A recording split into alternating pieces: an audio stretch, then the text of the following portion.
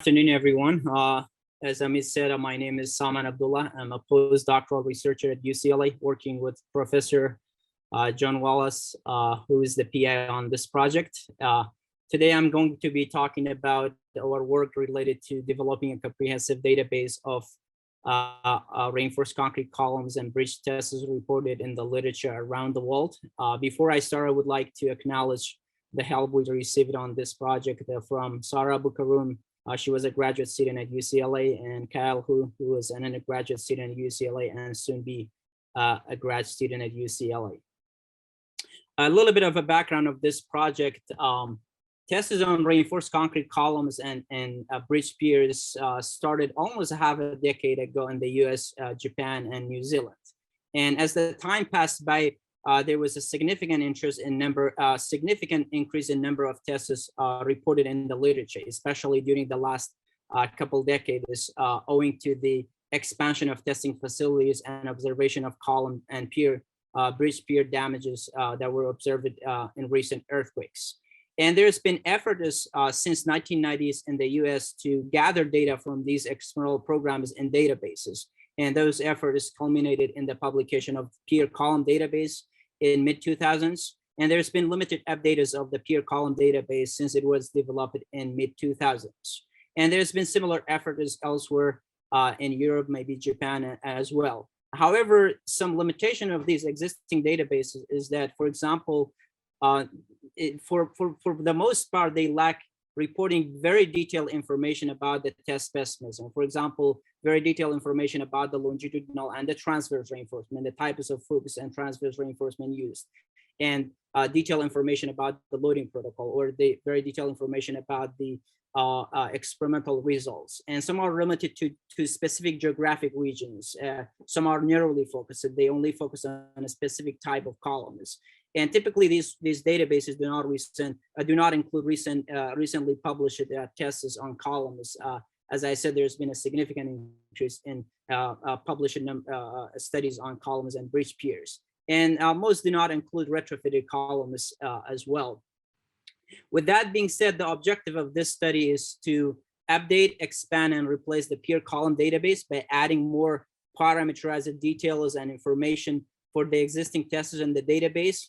As I said, very detailed information, which I'll get to it a little bit, and add more recent tests, including retrofitted columns to the database. And then use the database, once we have already used the database, to look at issues in Caltrans, ACI 318, ASC 41 standards and documents, and evaluate the provisions in these documents. And most importantly, we want to provide the structural engineering community with a resource that they can use, especially now that the use of machine learning and other big data techniques is becoming increasingly common in structural engineering. And we think that having a comprehensive database and very large database is going to be extremely useful in those efforts.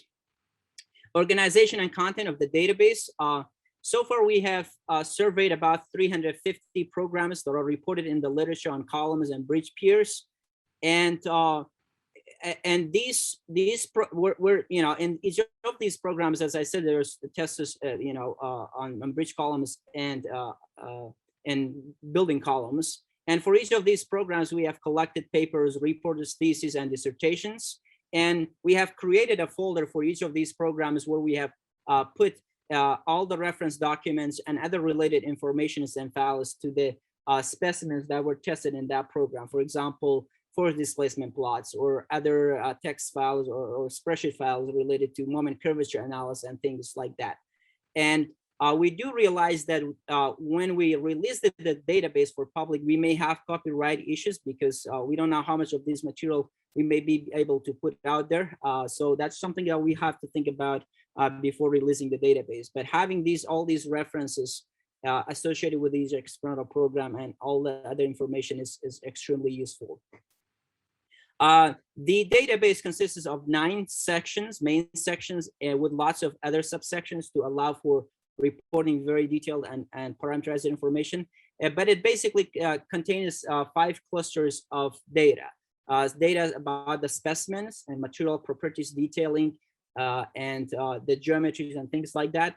data related to the loading protocol that was used to test the specimen, the test setup. If the column was retrofitted, or information related to the retrofit scheme, experimental data, the backbone curves and failure modes, and other computed data about this specimen, such as moment curvature analysis.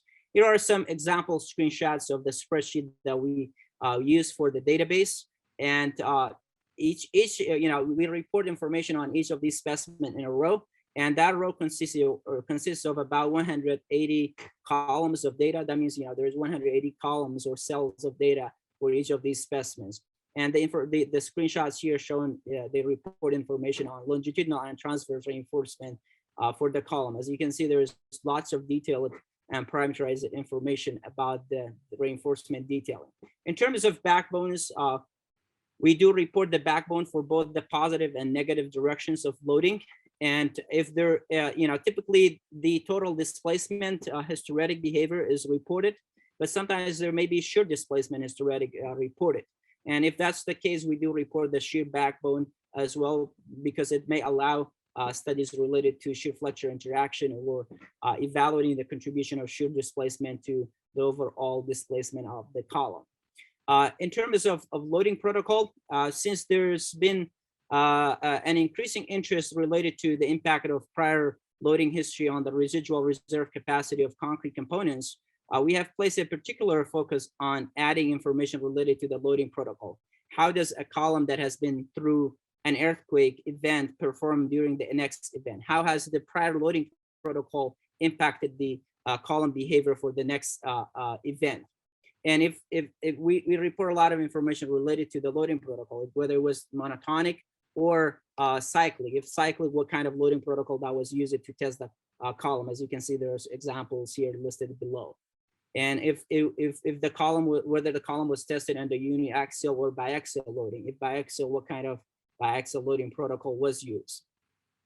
And again, for the loading protocol, reporting information related to the loading protocol, we had two options: either digitize the generic loading protocol that was reported in the reference document, or use the force displacement plot that would give you the loading protocol, the actual loading protocol that was used during the test. Each of these approaches, they have their own pros and cons.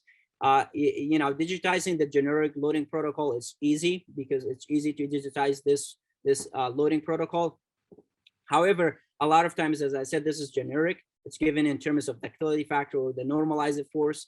And there's a lot of times there's a mix of force and displacement loading protocol.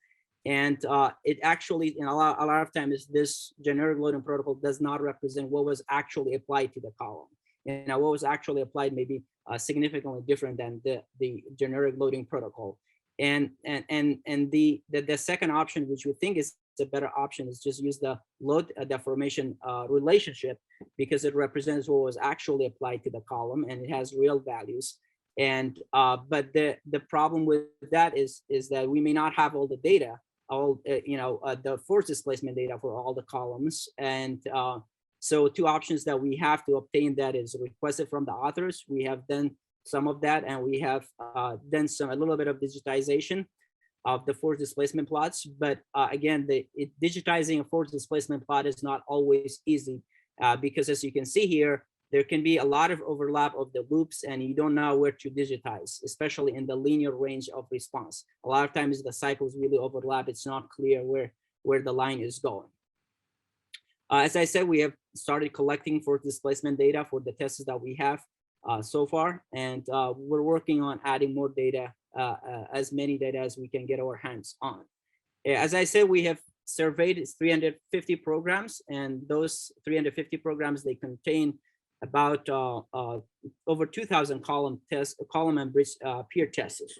And we have completely added about, 500 specimens to the database, and we're working to adding more data from these programs. And when we survey these programs, we reported some general information about the test specimens, as you can see. So most of these test specimens are square section, as you can see here. And then as you can see that over the years, the number of column tests that were reported in the literature increased significantly. In terms of where the tests are done, as you can see, those 350 programs, the majority of them are done in the US and Japan, and as you can see elsewhere, as you can see on this plot.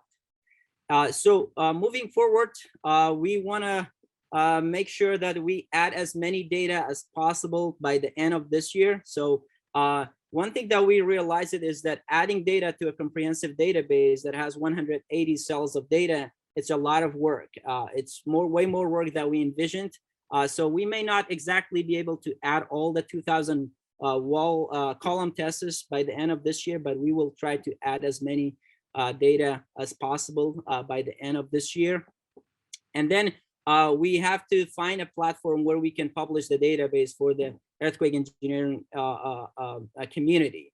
So for that purpose, we probably need peer IT support to find a way to publish the database. Basically, what we want to do is we want to make sure that the database is capable of being expanded later. So for example, we may not be able to add all the 2,000 tests to the database, but we want to make sure that we can add data after we release the first version. So we want to make sure that the database has tools for researchers to download data and to filter through the data. And then we want to use the database to look at issues in ACI 318, ASC 41, and Caltrans, and develop new provisions and evaluate existing provisions in these standards. With that, I would like to end my presentation and thank you for your focus and attention. Well, thank you, Saman, for staying on time. We were planning to do most of the questions at the end, but we still have a few minutes, like 2 or 3 minutes, to take a couple of questions if anybody has a question from the audience. I have a question. Why could you not publish it in the data depot on Design Safe that now has version control? So you could envision publishing, updated versions if there are more data that you want to add? That's one option that we are looking into it. So, but we want to make sure, to ask the peer IT support to see if there's a more efficient way or the better way that they want to have more control over it. So that's one option that we have looked at as well, but we haven't yet made a decision on where to publish it. Yeah, I think you'd have complete control over it because you would be the entity that would decide if it was a new version, but there could be projects that had other people's versions of it to some extent.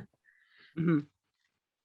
Okay, so I'll make a note of that. Thanks, Laura. Boris, I think you had your hand up. Thanks a lot. So this is very useful information for validation of models, and so please extensively document all this test data and be critical. If you think that test data is not, parts of test data is not good enough, say so, because people are going to use this data and they're going to try to validate their models, and so it's important to actually be honest on both sides, on the experimental side and the numerical side, to know how good the data is. I have an example of a colleague from Japan who was trying to get some column tests for validation, and he eventually managed to convince the experimentalists to actually put so many test devices on a column. He actually showed that it was not concentrated load. And that's why he could not predict what was coming. So be very extensive in your documentation. Thank you. Definitely. So as I said, so we're reporting a lot of information about the tests, and we're only reporting tests that have been published in well-known journals and credited reports and dissertations. But we do report a lot of information about the tests. Yes, please, but that they were published in good journals, that doesn't mean that. Anyway, be very careful. Just document everything definitely. So as you can see, so we're kind of including in the database all the information related to the loading protocol, the related to the geometry, the detailing of that was used, and the force displacement plots, the backflows and things like that, and also description of the failure mode and the damage sequence, and also information related to the key damage status as well. And we do also do moment curvature analysis and include it because you can get the moment capacities, the depth of neutral axis, and things like that. But these are the kind of information that we report in the database. Thank you. That's great. Thank you. I mean, there's a few questions, so maybe we'll just go through with those questions and then move to the next one, since people seem excited about this. There's a question from Mark Denevitt of the University of Tennessee on the chat, and Mark is asking, does the database only have cyclically loaded specimens, or does it have monotonically loaded specimens as well? Both. Okay, all right. I think next, Salim, you had a question. You raised your hand. Yeah, a really quick question. Someone, great presentation. Thank you very much. So related to that, documentation and the information that you provide, are you planning to, release a beta version type of thing to get feedback from, the community and maybe do updates on that, or maybe there's not enough time for that? No, I don't think we're not planning to release a beta version, but we're planning to by the end of this year or early next year release the first version.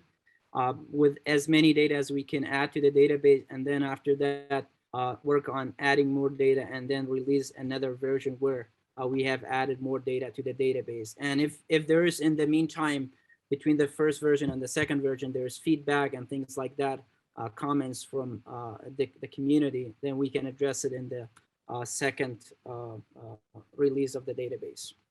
Okay, sounds great. Thank you.